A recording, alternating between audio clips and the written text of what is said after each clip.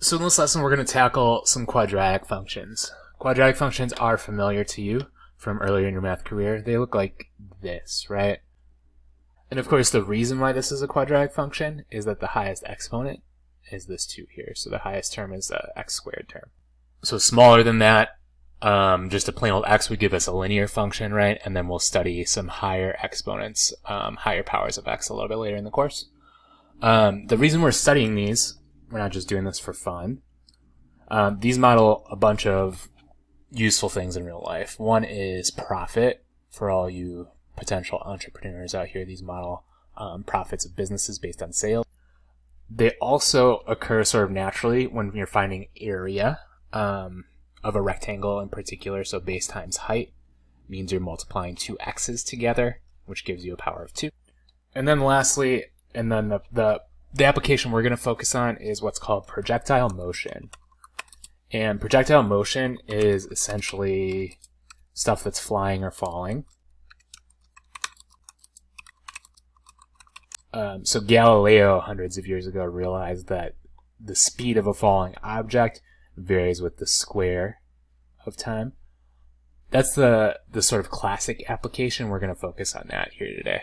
If you study physics, you will also see these types of equations showing up in this context. So let's take a look at this example here. So we have a firework we're launching from a porch, 80 feet up, so it's like 4-story. It's traveling upwards with a velocity of 64 feet per second, and we want to know at what time that it hits the ground.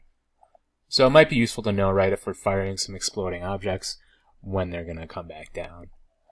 So the first thing we need to figure out is hit the ground means what in terms of our model. And the ground, of course, not a trick question, is 0 feet. So we're going to plug this in here, right? So that gives me this equation. And I'm going to give you the solution rather quickly here.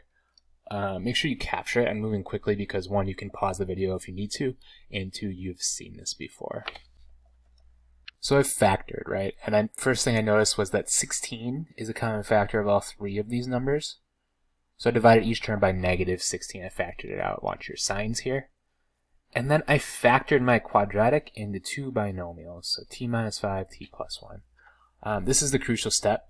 This looks like this often is the algorithm that you're taught, where you have negative 5, positive 1, and you want negative 5, negative 4 rather.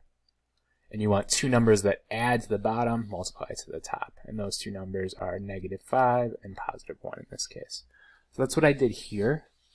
The reason I can make that substitution is because if I multiply these 2 back together, I'm going to do this off to the side. You only need to write it down if this is feeling rusty for you.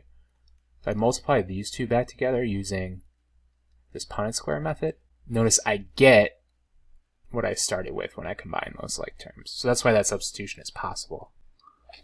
Now I'm just going to set each factor equal to 0 and solve, right? So I know that if the product is equal to 0 and I multiply all 3 of these things together, at least one of these factors has to be equal to 0, right? So I set them equal to 0, and this gives me my 2 solutions. Now remember, it was t seconds, so 5 seconds, and negative 1 seconds. Now in this particular context, it does not make sense, right, that our time at which the rocket hits the ground is 1 second before you fire it, which is what negative 1 seconds would mean. So we're going to ignore that solution. That is not practical in this case. It doesn't fit the model, so we'll keep just the positive solution here. So the rocket hits the ground at 5 seconds. So the way we tackled that by factoring is we rewrote as the product of 2 binomials. That's what we did here. And then we set it equal to 0 each factor and solved. So again, that should be familiar to you. I'm going to show you one more example. So here we want a height of 80 feet. So that would be h equals 80. So my equation then would be 80 equals my same function here. So we're looking for the t that makes h equal to 80. And remember, to factor in this way, we use the fact that the function was equal to 0. So we have to make it that way. The way we're going to do that is by subtracting 80 on both sides. And then I have no last term. So this time my factoring looks a little bit different. So I can just factor out a negative 16t. And that will leave me with t minus 4. And the reason that I can make this substitution is when I distribute this back through, I would get my original function. And then I use the same method as before. I set my 2 factors equal to 0. This obviously gives me 0, and then this gives me. Okay, so this tells me that when I start on my 80-foot porch, At 0 seconds, the height is 0. That makes sense, right? And then at 4 seconds, the rocket comes back down to that same height. And then 1 second later, it hits the ground. So the only other thing we want to add here before we move on is that my equation must be equal to 0 to solve this way. Now's a great time to pause, just make sure you capture the notes, and then we're going to move on to a different method of tackling these that will also be familiar to you. So here we have another example of an object flying through the air. Here we have a ping pong ball bouncing off the table, and we want to hit the ball when it's 6 inches high. That's the best time to hit it. So we're looking for the t when h equals 6 inches. Now notice, this is a little tricky. We're talking about feet here, so we want to turn inches to feet. 6 inches, of course, is half of a foot, 0.5 feet. So we want height to be 0.5 feet. That's just a simple unit conversion, because 1 foot is 12 inches, so 6 inches must be half of that, right? So we're going to plug that into my equation. Notice my equation is not equal to 0, so I'm going to make it so by subtracting that 0.5 on both sides. And here's why we want a new method, right? So this one is not easily solvable by factoring, because this 2.5, not easily divisible by 15, right? So we are going to use quadratic formula. This should be familiar to you. Here's what it looks like, right? So this is an algorithm for solving these that always works, even when we have decimals involved or it doesn't factor nicely. So I'm just going to plug everything into my formula. Again, I'm going to go quick because this is a review, and you can pause if you need to. So there's what I get when I plug everything in. Watch your signs as you do this. That's the most common error. And then I'm just going to combine like terms and simplify. And then remember, at this point, we have a plus minus. This actually gives us 2 solutions. So as you type this into your calculator, and I suggest that you do this as you watch the video, type this into your calculator. First, negative 48 plus this square root, and then a second time negative 48 minus this square root. You'll get 2 different solutions, because we know we got 2 different solutions in the previous problems as well, right? So the result here, and confirm that you can get this, these 2 numbers. And again, we're going to strike the negative in this case and stick with the positive.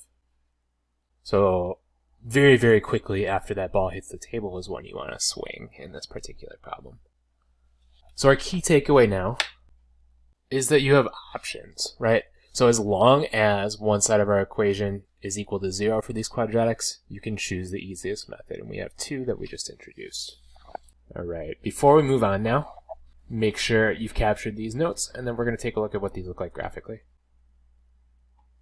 So again, we have a height function. We're going to find the times at which the object hits the ground. I'm going to let you solve this one this time. I'll give you the solution here in just a second. So here's your solution, right? So you end up with t equals 0 and t equals 2. It's just like the second example we did in the first page, right? And these are times, we'll say seconds. I didn't give you units here. I should have. Now, the second thing we're going to do is graph it. And this is going to be cool, right? So you can graph this on your calculator. So I type this in on the y equals screen, and I'm going to take a look at the graph. And I'm going to zoom in just a little bit so I can see it. So the way I'm going to do that is I'm going to hit zoom and then to zoom in. And then here's a trick. We can hit that trace button, and we can trace along the curve. So notice 0, 0 is 1 point on my curve. And then as I trace along it, notice that other x-intercept there is also at 2, and I can type in 2 to make sure 2, 0 is a point in the graph. So how does this relate to our problem we just solved? Well, these are the x-intercepts of the graph, right? So what we want to say here is that these solutions where the function is equal to 0 show up in the graph as x-intercepts, which is pretty profound. That means we can use our calculator as a useful tool to tackle these as well by looking for those intercepts graphically. So the solutions that we found are where the function graphically has x-intercepts, where the function is equal to 0. This sketch, make sure this is in your notes. This is going to be very important. These are our same solutions. You could even highlight them like this. These are our same solutions graphically. Okay. So whenever we're plugging in 0, in this case, like 0 is the ground, right? Whenever we're plugging in 0, we're actually looking for x-intercepts. All right. So the main idea here, we're going to write this down in a rigorous way to end the video. The main idea is that these x-intercepts are the x values that make the function equal to 0. And this is exactly what we're depicting in our little sketch here of our graph.